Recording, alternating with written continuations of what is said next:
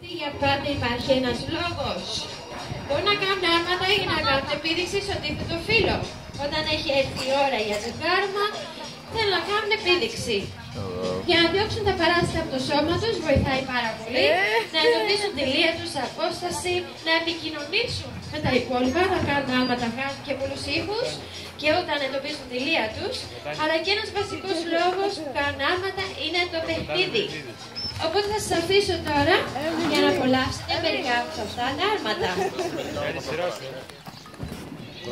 Δεν ήθελε.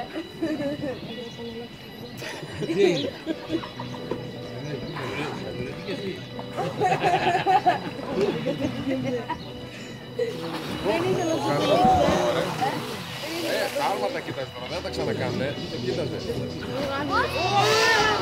Τα άρματα κοιτάζει μπροστά τώρα. Μπροστά κοιτάζει, Γιάννη.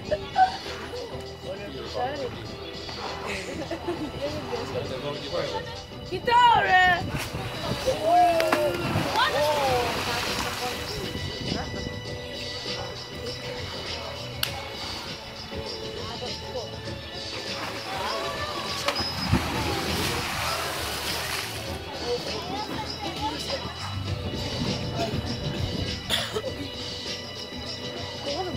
Γιάννη, θα σε ρίξω ανάποδα. Ρίξε πέντε.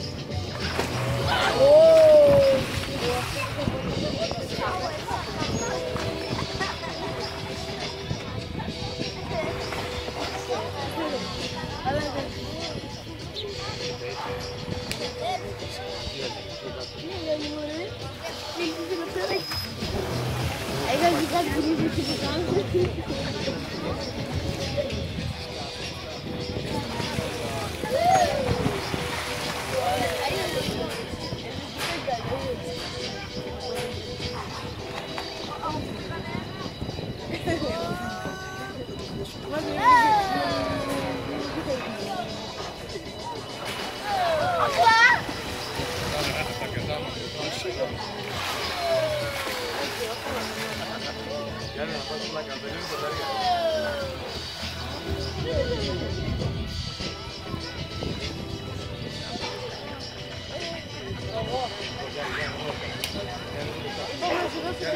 Τώρα θα γίνουμε μουσκια όμως.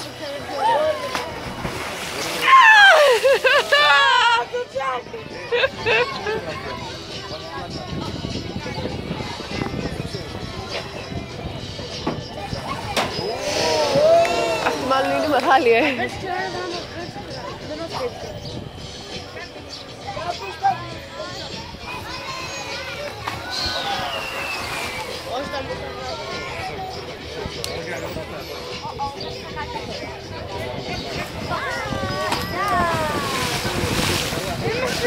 Το πιάσαμε το υπονοούμενο, μουσκεμα θέλετε να μας κάνετε.